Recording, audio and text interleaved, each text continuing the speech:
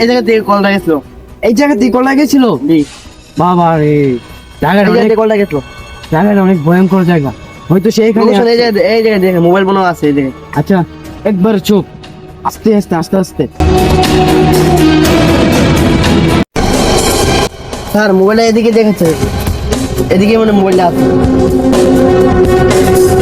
দয়া তুমি এই দিকটা দেখো, আমি এই দিকটা দেখতেছি।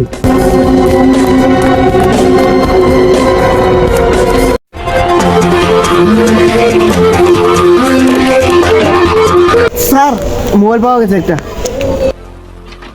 এই মোবাইল পাওয়া গেছে, দেখি মোবাইলটা। এটা রকিং করা হয়, তাহলে কিভাবে হবে? ওকে, বিরুদ্ধে নিয়ে যে এটা সিআইডি কি? সিআইডি বাপ আমাকে খুঁজে পাবে না। রুট নিউজটা এসিবি কে জানিয়ে দিই। হ্যালো এসিবি, তুই কি? তুই শুনে রাখ, তুই যেই হোক বার যাই হোক, তোকে আমি ধরবই। তুই যত বড় ভয়ঙ্কর হোক না কেন, তো আমাকে খুঁজে পাবি না। তোর থেকে আমি এক আগুন আগিয়ে, আমি ইচ্ছে করে মোবাইলটা সেখানে রেখে এসেছি। তুই আমাকে ধরতে পারবি না। আর তোর কাছে আছে 24 ঘন্টা, পারলে আমি তোকে ধরবই। তুই তো এসিবি স্যারকে জানিস না, এসিবি স্যারের সম্পর্কে তুই জানিস না। হ্যাঁ এসিবি, তুই যতই ভয়ঙ্কর হোক না কেন, তুই আমাকে পার পাবি না, তুই আমাকে ধরতেই পারবি না।